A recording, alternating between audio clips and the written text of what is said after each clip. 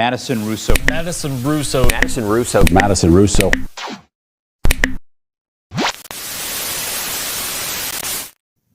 Madison Russo is a 19-year-old woman who scammed over 400 donors, accumulated over $37,000. That is a shit ton of money that she took from really kind people who are willing to give up to $500.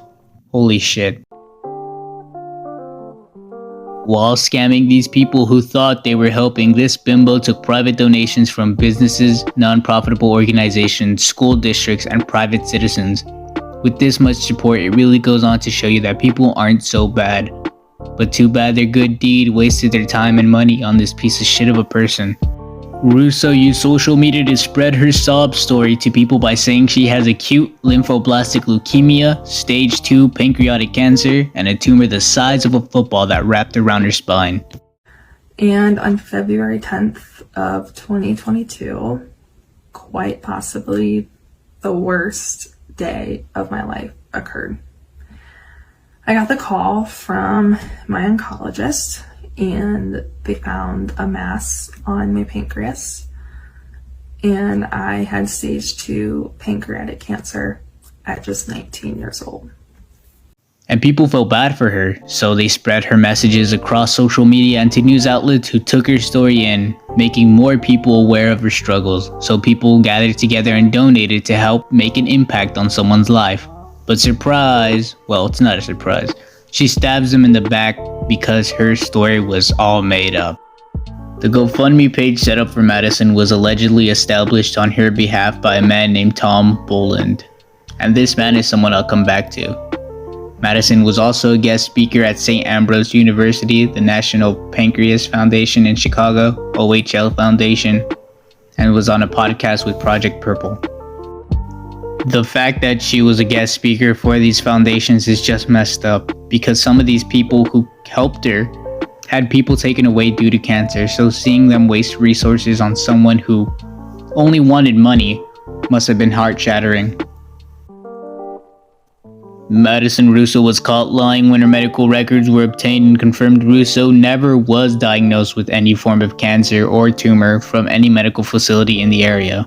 Madison was arrested on January the 23rd, 2023 for theft by means of deception, a Class C felony, and can face up to 10 years.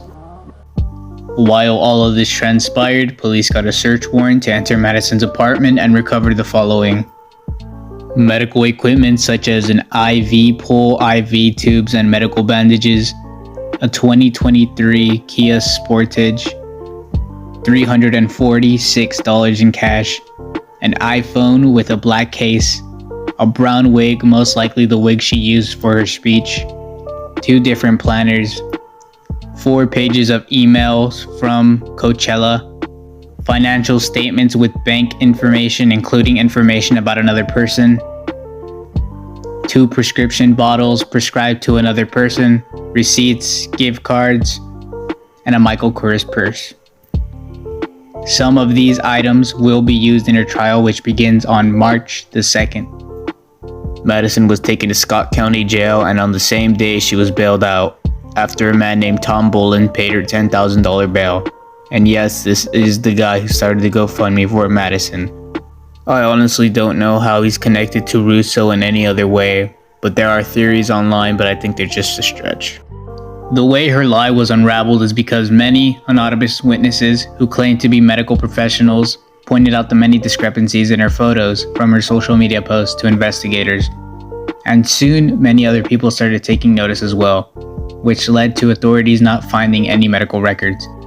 After being caught, most people began to look back at all her posts and notice that some of her posts seem quite off. Here's one where she looks to the left a lot, most likely reading a script. Another with multiple of her posts being in the sun and golfing with quote-unquote 60 plus sessions of radiation and 10 rounds of chemo. Another one where she claims she is losing hair because the length of her hair is shortening. You know, you lose hair from your scalp, if you do even lose hair on your head. And also, what are extensions gonna do? Because I'm pretty sure you're not gonna stick them on your scalp. And another claiming she ran 6 miles while going through oral chemo radiation therapy while dealing with leukemia, stage 2 pancreatic cancer, and a tumor wrapped around her spine. But that makes sense. And another talking about how a central line was placed on her chest even though she placed it the wrong way. Another where she just sticks the NFIT connector in her nose and has nothing in the bag, so why do you still have it in your nose?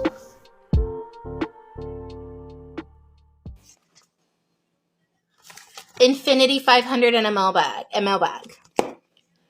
This is what she stuck in her nose, guys. Maddie, this is what you stuck in your nose. Do you know what this is? This is an NFIT connection. It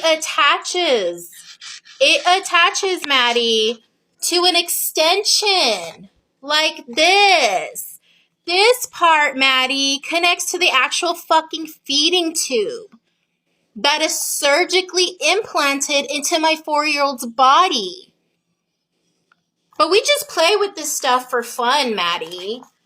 Not including the feeding pump she carries with her that feeds her.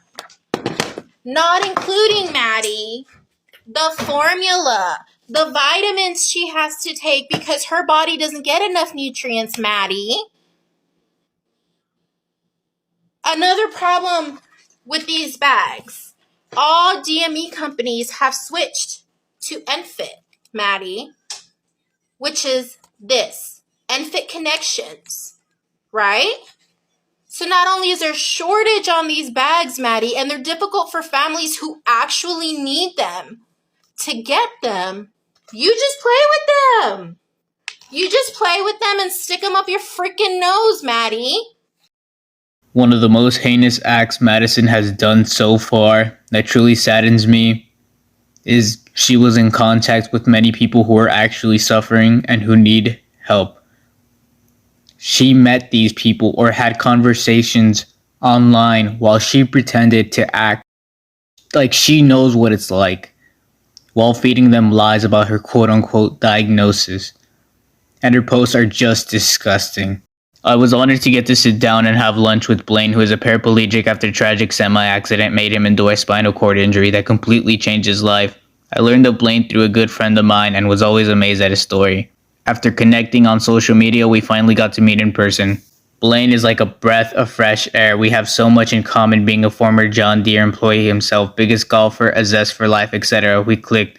But one of the most valuable things we share is that we know how life can change in an instant. What we share is that we know how to get back up after life knocks you down. We know how to face adversity and use it to learn a new lesson.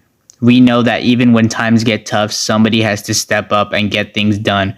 We know that mental attitude is everything. We know that we both have to give it our best, try our hardest, and show up every day. We know life is not a smooth ride, but rather indeed a quick, bumpy one. The lessons and experience we take from life have helped us shape both of us as better individuals, better friends, better family, better faith, and better in our professional career. Our greatest glory is not in never falling, but in rising every time we fall. The fact she posts these while knowing she's faking cancer just leaves a bad taste in my mouth, as well as the fact that she's feeding them lies. Here's a post of a cancer patient's view on Madison. It was half a year ago, in the middle of my intense cancer treatment, being bald, weak, tired, when I saw Maddie's post about her going for a run. She looked pretty. She had all her hair and was strong enough to go running. A run I've missed since my diagnosis. And so there I was, sitting on the couch, looking at the post, and asking myself, what was I doing wrong? Why was I bald, weak, and couldn't even think about walking, let alone running? Walking to the car to get to the hospital was a challenge. I was thinking I did something wrong, or maybe I wasn't strong enough. While I was reading the news yesterday, it immediately came to my mind, and I was shocked. Other stories can leave a huge impact on your own. I was sitting on a couch. I was like, after 7 or 8 months intense treatment, and I had an infection when I was in my burst, like very weak, like, I don't know, 110 pounds, bald, like, sitting on the toilet was kind of a challenge. And then I saw her post that she's like pretty, have all her hair and go for a run. And I immediately questioned myself that, do I do something wrong? Is there any problem with me? I'm not strong enough. The Towers say donations helped save Anna's life. Now they worry about the impact this will have on the cancer community. This is going to draw every GoFundMe for cancer fundraising into question. I feel that after this, people will less share their stories, and I think it's important to not just to raise awareness, but to, give hope to other cancer patients. I will tell her that I hope she will never experience what she's talking about. And this is the strongest person I know, bar none. And we know a lot of other people who are the strongest people that we know. And if this was the way for her to get some notoriety or $40,000 extra in her pocket, then I'm almost certain that she doesn't have the will to actually endure what she claimed to endure. It's truly sad seeing how much of a negative impact Madison has done to people with cancer and people who wanted to help. Sadly, there's more, but I couldn't find screenshots, but I did find a video on TikTok and she explains how truly fucked up this is. I think the most appalling, infuriating, disgusting part about all of this is that she befriended this girl, Charlie, who was actually suffering from cancer and ultimately passed away. And Maddie dedicated this post to Charlie after she passed, saying that she and Charlie would text each other daily about all the ups and downs of our battles with cancer. Charlie had been battling Ewing's sarcoma, which is a bone cancer, since she was 8 years old. She had beat it once, but then it came back in her bones, and at that point, there was no more that doctors could do, and she ultimately succumbed to that cancer. So the fact that this girl acted like she had cancer, acted like she could relate to Charlie's plight, I cannot grasp that in my brain. How did she sleep at night? Madison is truly a monster. She even has the audacity to take actual cancer patients' photos and use them as her own.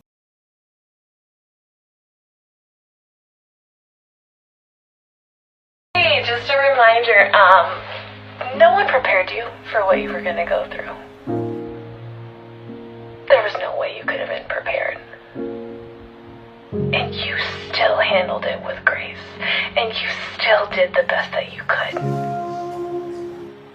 And that is enough. This one pisses me off the most. In a statement to TV6, Sanders wrote she was shocked to find out Russo used her photos for her personal gain, writing, quote, "Survivorship is very difficult emotionally, and this really hit me hard. I was very vulnerable, and she exploited that. I feel violated." There are some of you probably wondering, how did Madison's family members not know about her quote-unquote diagnosis? Well, there is one who tried painting Madison's story as true, and that was Madison's mother, Peggy Russo. To be honest, I can't really say much because she's not being charged for the scam, so I guess allegedly participated in the scam. But I'll show you stuff I found. Do what you want with this info. Peggy goes on to talk about how she was stunned to hear the news about her daughter having cancer. As a parent, as any parent would, right? But gives updates on Madison's condition. And sure, this seems normal for a parent to talk about them crying, giving updates, etc. But we already know Madison doesn't have cancer. And it seems too much like a script. Also, the fact that police seized $33,000 from 3 bank accounts and an unknown amount of property, 2 accounts belonging to Madison and 1 account belonging to both Madison and Peggy. This happened on January the 30th, by the way, and yes, the $33,230.76 is a few thousand from the amount Madison originally took. Almost forgot Madison Russo has pled not guilty to her charges of first-degree theft and is waiving her rights to speedy trial. Overall, Madison has caused many people to be angry, which is well deserved. And yeah, I think that's it. Yeah, till next time.